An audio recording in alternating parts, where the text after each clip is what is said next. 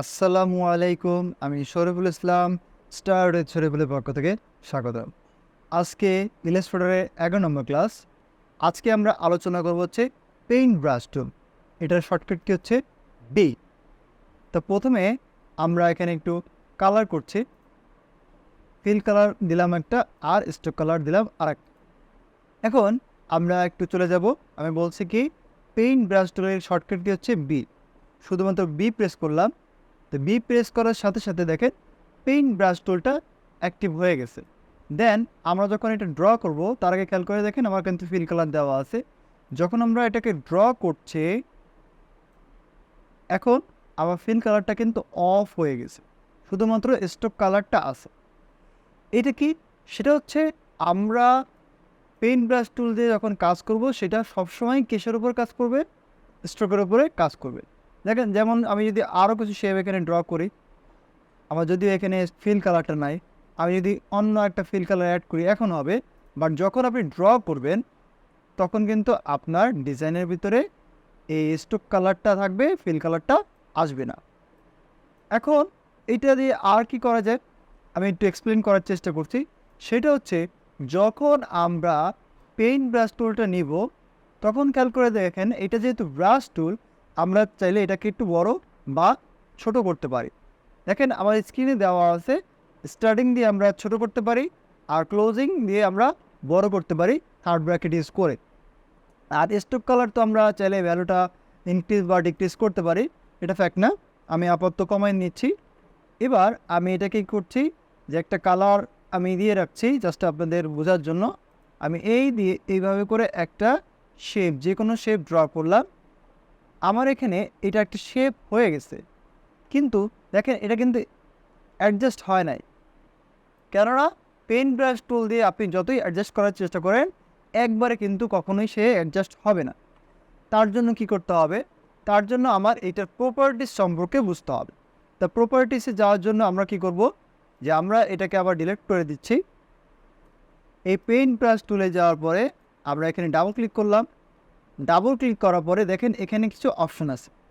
তো প্রথমেই আমরা বলে রাখি এটা সাধারণত বাই ডিফল্ট আমাদের ছোট আকারে দেওয়া থাকে, বা এটা যে কতটুকু স্মুথ হবে বা কার্ভ থাকবে। খেয়াল করে দেখেন আমি যখন পেইন্ট ব্রাশ টুলটা ইউজ করতেছি এখন আমার এখানে কিন্তু অনেকগুলো অ্যাঙ্কর পয়েন্ট ক্রিয়েট হয়ে গেছে।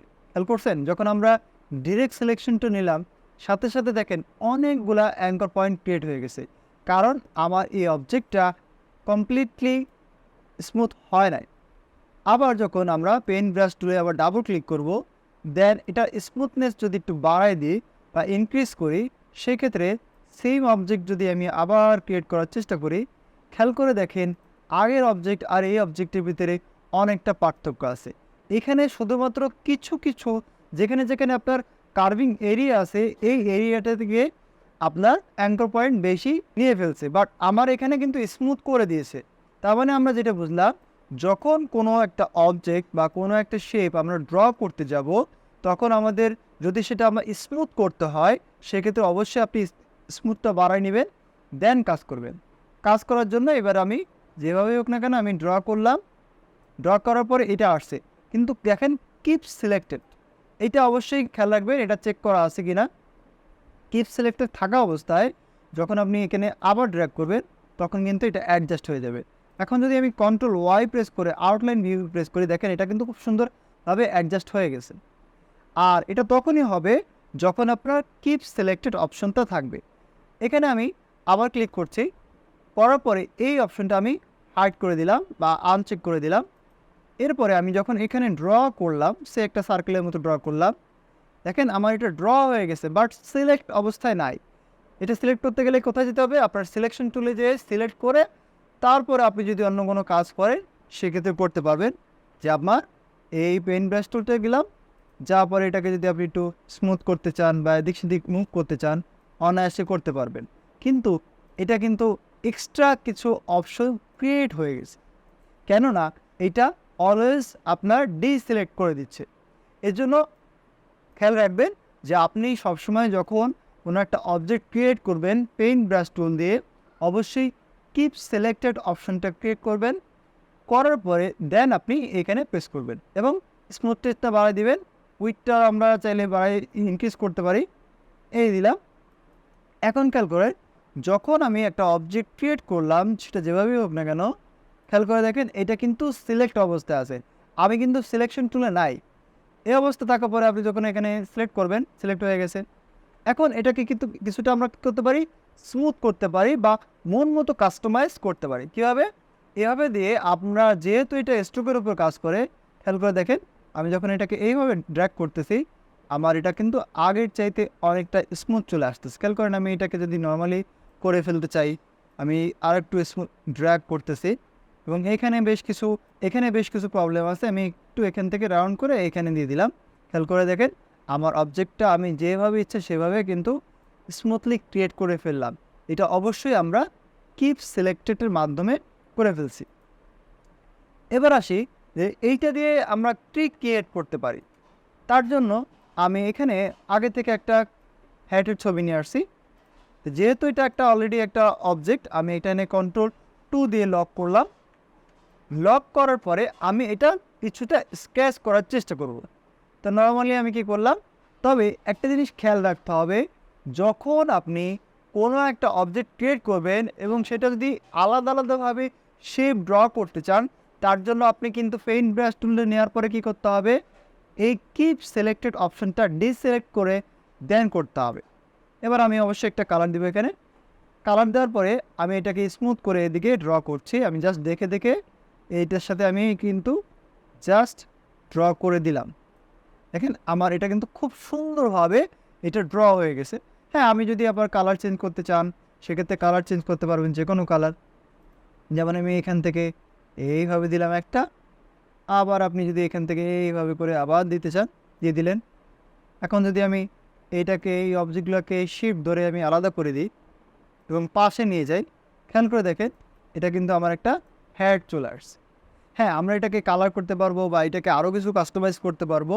এরকম করে যদি আপনি স্কেচ করে কোনো ডিজাইন তৈরি করতে চান সেক্ষেত্রে মাস্ট বি আপনার এইটাকে কী করতে হবে, মানে কিপ সিলেক্টেডটা অফ রাখতে হবে। আর আমি বোঝানোর জন্য আপনাদের আলাদা কালার দিয়েছি, সেক্ষেত্রে আপনি চাইলে একই কালার ইউজ করতে পারেন, সেক্ষেত্রে আপনার কোনো প্রবলেম হবে না। আর এটা যদি স্মুথ করতে চান বা ছোট বড় করতে চান, ডিরেক্ট সিলেকশন টুল আসেই, ক্লিক করবেন। দেন আপনি যেভাবে করতে চান, যেটা বেশি বড় হয়ে গেছে ছোট করতে চাইবেন বা যেভাবে ইচ্ছে সেভাবে করতে চাইবেন, আপনি যা চান সেভাবেই আপনি এটা করতে পারবেন। এছাড়া এখানে যে অবশ্যই আপনি যাবেন, যাওয়ার যদি স্মুথ করতে চান সেক্ষেত্রে কিপ সিলেক্টেডটা অন রেখে দেন আপনি যদি একটু স্মুথ করে দেন, যেভাবে চাবেন আপনি যেইভাবে ড্র করবেন, যেইভাবে চাবেন সেইভাবে আপনার অবজেক্ট কিন্তু ক্রিয়েট হয়ে যাবে। তাহলে আমরা কি বুঝলাম, যে আমাদের পেইন্ট ব্রাশ টুল দিয়ে আমরা চাইলে বিভিন্ন প্রকার স্কেচ ডিজাইন করতে পারি। এখন আমরা দেখব এর পরে যে অপশনটা আছে, আমি Ctrl+Alt+2 দিয়ে এটাকে আনলক করে দিচ্ছি। আপনারা সবাই খেয়াল করছেন, যখন আমি পেইন্ট ব্রাশ টুলটা নিয়ে আসছিলাম তখন এখানে একটা বাটারফ্লাই নিয়ে আসছে আপনাদের একটা জিনিস বোঝানোর জন্য। সেটা কি, এটা বোঝানোর আগে আমি এইটার একটু বিহেভিয়ারটা দেখে আসি। সেটা কি, ব্লব ব্রাশ টুল এইটা কি কাজ করে। নেওয়ার পরে এখানে কালার আমি অ্যাড করে দিলাম। এটা কীভাবে কাজ করে সেটাকে খেয়াল করেন, পরে আমি প্র্যাকটিক্যাল কাজ করে দেখাচ্ছি। এইখানে আমি একটু ব্রাশটা বড় করে দিচ্ছি। আমি চাইলে স্ট্রোক কালারটাও নিতে পারি, যে কোনো অপোজিট একটা কালার নিলাম। দেন আমি এখানে কী করলাম, ব্রাশ করলাম। তো ব্রাশ করলে আমার এটা কিন্তু কী হলো, একটা অবজেক্ট ক্রিয়েট করে ফেলছে। আর এইটা আমি যতবার দিব ততবার করে আমার নতুন করে একটা ফিল কালার অ্যাড করবে। এখন কীভাবে বুঝবো ফিল কালার হয়েছে কিনা, খেয়াল করেন যখন এই অবজেক্টটা সিলেক্ট করবেন এটা কিন্তু আর স্ট্রোক কালারটা নাই, কেননা ব্লু ব্রাশ টুলটা সবসময় ফিল ক্রিয়েট করে আর পেইন্ট ব্রাশ টুলটা সবসময় স্ট্রোক ক্রিয়েট করে। তাহলে আমরা যেটা জানলাম সেটা হচ্ছে ব্লু ব্রাশ টুল দিয়ে সবসময় আমরা ফিল কালার নিতে পারি। যখন আপনি ফিল অ্যাডজাস্ট করবেন দেন আপনি এভাবে করে খুব সুন্দরভাবে এটাকে কাজ করতে পারেন। এখন যদি আমি একটু প্র্যাকটিক্যাল একটা কাজ দেখাই, সেটা হচ্ছে আমার এখানে যে বাটারফ্লাই আছে আমি নিয়ে আসলাম। এর জন্য সামান্য একটু আমি লেয়ার অপশনে যাচ্ছি, নতুন একটা লেয়ার ক্রিয়েট করব। আর এটাকে যত সম্ভব একটু বড় করে নেবেন, তাহলে আপনি দেখতে বা বুঝতে সুবিধা হবে।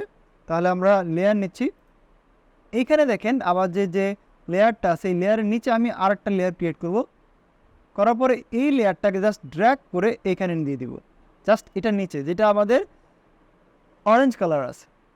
এবার আমি কি করব, আমি সেই লেয়ারে থাকা অবস্থায় যখন আমি ওই লেয়ারে আসি যেটা ব্ল্যাঙ্ক, এটা কিন্তু কিছুই নাই, আমি যদি কন্ট্রোল মাইনাস দিয়ে ছোট করে দিই এবং দেখবেন এটা কিন্তু কিছুই নাই, একদম ফাঁকা একটা লেয়ার, একদম ফাঁকা একটা লেয়ার।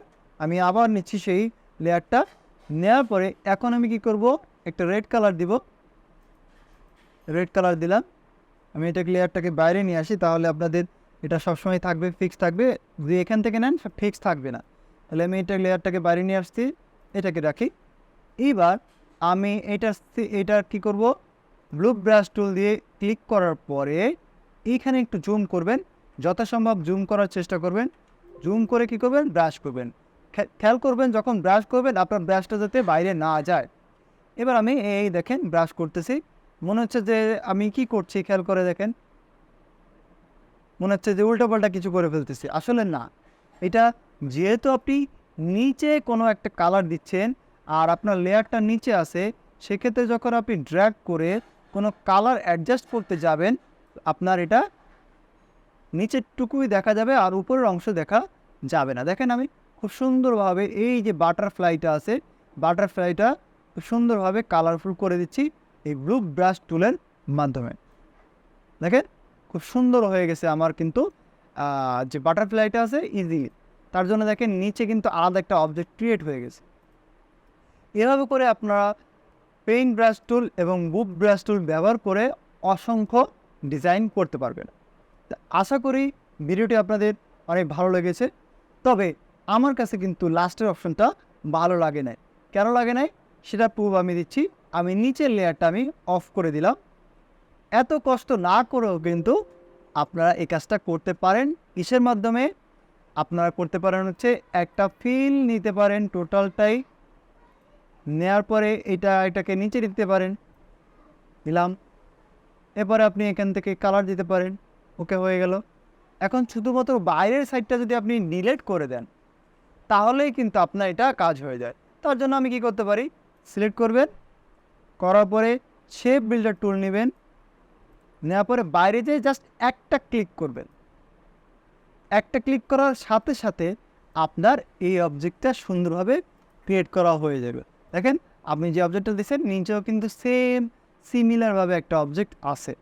এটা যদি দুইটা অ্যাডজাস্ট করতে চান সিলেক্ট করবেন আর গ্রুপ করবেন, তাহলে আপনার ইজিলি এরকম ডিজাইন করতে পারবেন। তার জন্য আপনার বারবার কী করা লাগবে না, এই গ্রুপ ব্রাশ টুল দিয়ে করা লাগবে না। মানে আপনি যদি আসলে কাজ জানেন সেক্ষেত্রে অনেক টুলস দিয়ে আপনি একই রকম কাজ করতে পারবেন। এজন্য আপনারা আসলে যেই টুলসগুলো এখানে আছে বা অপশনগুলো বা ফাংশনগুলো আছে এটা মনোযোগ সহকারে দেখবেন, তাহলে একই কাজ আপনারা বিভিন্ন ওয়েতে করতে পারবেন। বাট আপনি যদি একটা টুলের ওপর নির্ভরশীল থাকেন সেক্ষেত্রে কিন্তু আপনার কাজ হবে না। আশা করি আজকে ভিডিওটি একটু অন্যরকম লাগছে আপনাদের কাছে। তো ভিডিওটি যদি ভালো লাগে অবশ্যই একটি লাইক দিবেন, কমেন্ট করে আপনার মূল্যবান মতামত জানাবেন, আর যদি সাবস্ক্রাইব করে না থাকেন অবশ্যই একটি সাবস্ক্রাইব করবেন। খুদা হাফেজ।